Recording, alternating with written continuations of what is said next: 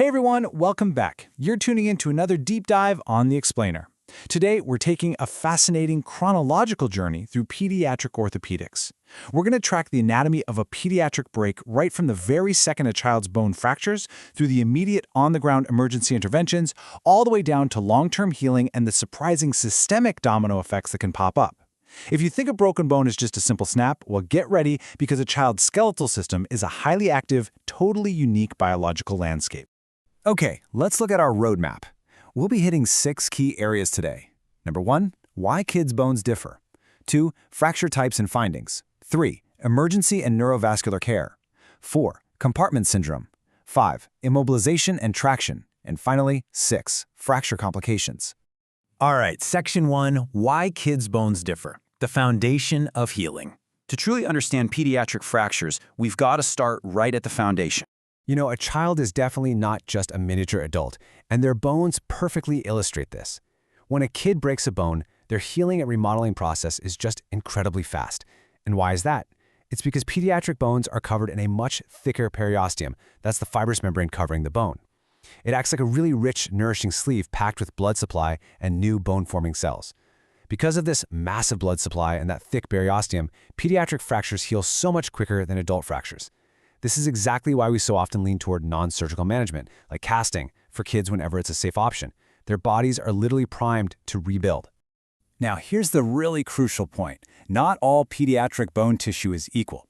The absolute highest stakes area is the epiphyseal plate, which you probably know better as the growth plate.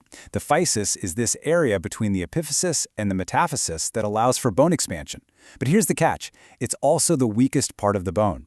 So an injury here isn't just a simple break. It's a direct threat to the child's future anatomy. If a growth plate injury isn't detected and managed early, it can permanently alter longitudinal bone growth, which can potentially lead to uneven limb lengths. It is a true orthopedic emergency. Let's move on to section 2, fracture types and findings, spotting the break. Fast forward in our timeline to the actual moment of injury. Because the child's bones are highly porous and super flexible, they don't always just cleanly snap in half like a dry twig. Instead, they act a lot more like a living, green branch on a tree. And this leads to 3 uniquely pediatric fracture patterns. First up, we have plastic deformation. This is where the bone actually bends without breaking. Second is the buckle, or torus fracture. Imagine excessive pressure compressing that porous bone so much that it just bulges or creates a raised area. We see this a ton in the forearm. And third, the green stick fracture.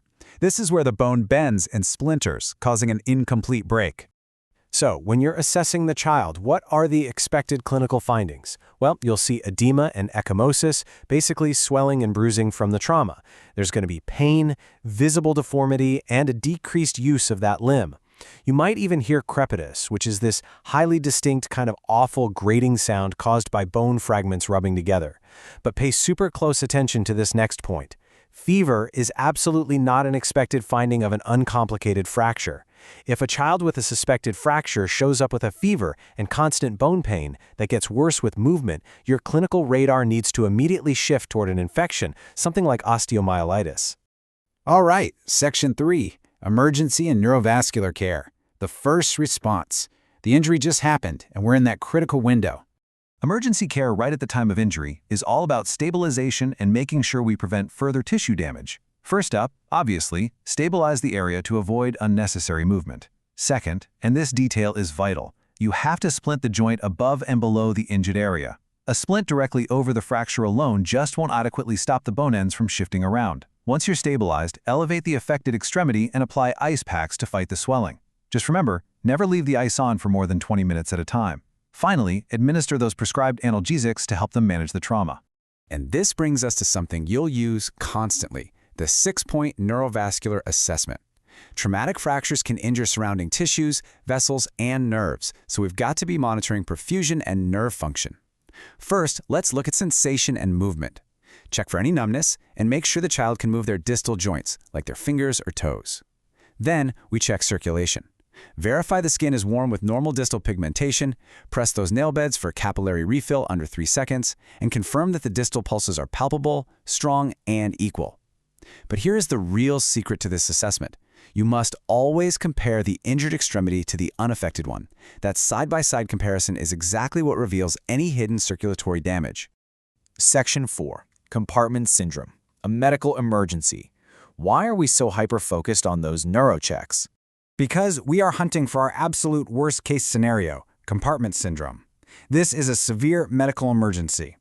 It happens when excessive swelling causes compression of nerves, blood vessels, and muscle within a confined space.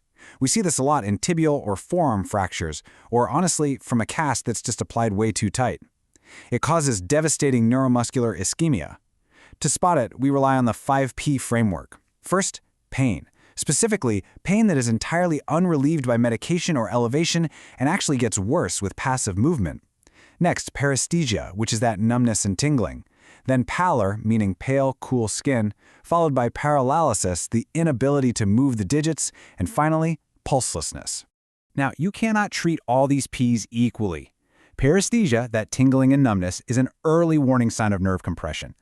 Pulselessness, on the other hand, is a very, very late finding. If you wait around for the pulse to disappear before you act, the diagnosis has been made far too late, and that child is at massive risk for permanent damage, like Volkmann's contracture. You absolutely must intervene at the first sign of unrelieved pain or tingling.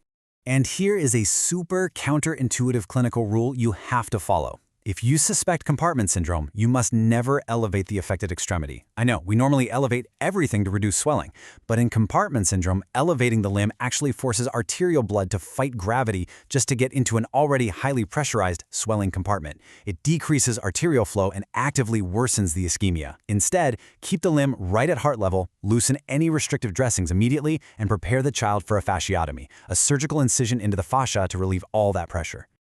Moving right along to Section 5, Immobilization and Traction, the road to recovery. Let's assume we've navigated the emergency phase safely. Now the child moves into the long-term phase of healing, and casting is our primary tool here. Whether it's a short-arm cast or a full spica cast, the safety checks are essentially the same. A great practical bedside check is making sure you can fit exactly one finger in the space between the skin and the cast. That guarantees it isn't too tight. To protect the child's fragile skin from friction, we apply moleskin to pedal any of those rough edges. And hey, when a plaster cast is first applied, you've got to turn the child every 2 hours while it dries. This lets air circulate and prevents resting pressure from changing the shape of the cast, which could cause nasty pressure ulcers down the line. But sometimes, a cast just isn't enough to reduce a fracture or overcome severe muscle spasms. That's exactly when we use traction, a pulling force applied to the body. We have two main types. Skin traction uses tape, straps, or boots to apply a pulling force to the skin using weights. Skeletal traction is a lot more intense. A continuous pulling force is applied directly to the bone using a surgically inserted pin or rod. For skeletal traction, pin site care is a massive nursing priority to prevent infection. But the absolute golden rule: the nurse must never lift or remove the skeletal traction weights. I repeat, never remove them. They have to hang freely at all times to maintain proper bone alignment. Section 6. Fracture Complications. Systemic Impacts. We've set the bone, applied the cast, and set up the traction, but we aren't quite finished yet. A localized bone break can actually trigger a whole cascade of systemic issues. Let's look at how this builds into our first major complication, the fat embolism. Inside the marrow of long bones, you've got fat globules. When a massive trauma breaks the bone, that fat can literally break away from the marrow, enter the bloodstream, and travel straight to the lungs. This causes sudden and severe respiratory distress, chest pain, and requires immediate oxygen and medical intervention. But beyond respiratory issues, let me pose a pretty wild clinical question to you. How on earth does a broken leg eventually cause a kidney stone? It sounds like two completely unrelated body systems, right?